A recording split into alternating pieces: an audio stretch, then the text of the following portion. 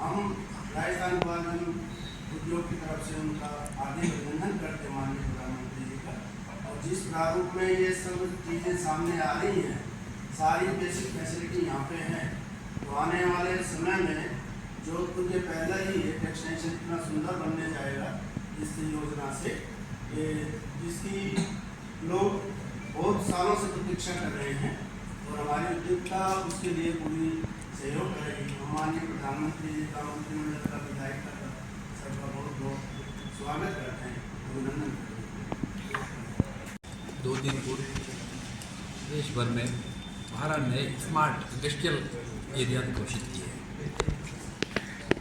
देश भर के विभिन्न क्षेत्रों में, चाहे केरला में हो, चाहे आंध्र प्रदेश में हो, चाहे तेलंगाना में हो, चाहे राजस्थान में हो, चाहे पंजाब में हो और चाहे उत्तराखंड में, हर जगह वहाँ के इंडस्ट्री की डिमांड को देखते हुए और वहाँ के इंडस्ट्री की ज़रूरत को देखते हुए यह dedicated industrial area, smart industrial area जो कि पूरी बुनियादी संरचना के साथ में बनाए जाएंगे, ऐसे घोषित किए गए हैं। और उसी के साथ में टाइमलाइन से इस कार्य को पूरा करने के लिए भी केंद्र सरकार प्रतिबद्ध है।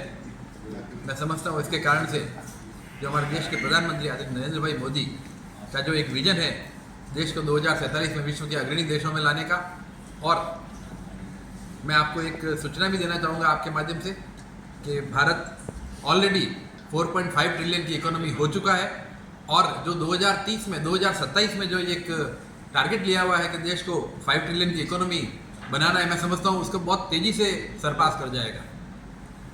मैं आपके माध्यम से हमारे यशस्वी प्रधानमंत्री आदरणीय नरेंद्र भाई मोदी, हमारे केंद्र के मंत्रिमंडल और हमारे जोधपुर के लोकलाटे सांसद, जिनके प्रयासों से यह औद्योगिक क्षेत्र जोधपुर पाली क्षेत्र में आना संभव हुआ, उन सबका मैं हार्दिक धन्यवाद करना चाहूँगा, उनका साधुवाद कहना चाहूँगा। और मैं समझता हूँ उनके इस निर्णय के कारण से यह पूरा जोधपुर क्षेत्र, जोधपुर पाली क्षेत्र औद्योगिक विकास और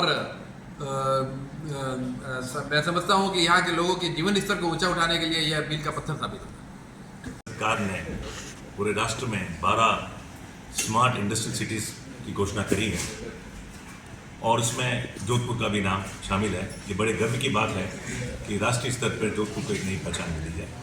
इसी बारे में अंदर विस्तृत चर्चा करने के लिए कि इसमें जोधपुर को, राजस्थान को और देश को क्या लाभ मिलेगा इस इंडस्ट्रियलाइजेशन से, किस तरह से हम आधारभूत सुविधा के साथ में प्रगति कर पाएंगे, ये इसी बात पर चर्चा करने के लिए आज की प्रेस कॉन्फ्रेंस को आयोजित किया। कौन सी इसमें जोधपुर की तमाम एसोसिएशन हैं। जोधपुर इंडस्ट्री एसोसिएशन है, उद्योग भारती है और ग्वादम एसोसिएशन है, स्टैंड स्टील रीरोलर्स एसोसिएशन है, हैंडीक्राफ्ट एसोसिएशन है और करीब करीब सभी इंडस्ट्रीज को जोधपुर इंडस्ट्री एसोसिएशन रिप्रेजेंट करता है। तो हमारे सारे मेंबर्स हैं, तो एक तरह से पूरा जोधपुर इसके लिए जो है यहाँ उपस्थित है। चैनल के माध्यम से सर्वप्रथम केंद्र सरकार का धन्यवाद देना चाहूँगा, जो उन्होंने 12 smart city, industrial smart city की घोषणा की है, उसमें जोधपुर का नंबर है।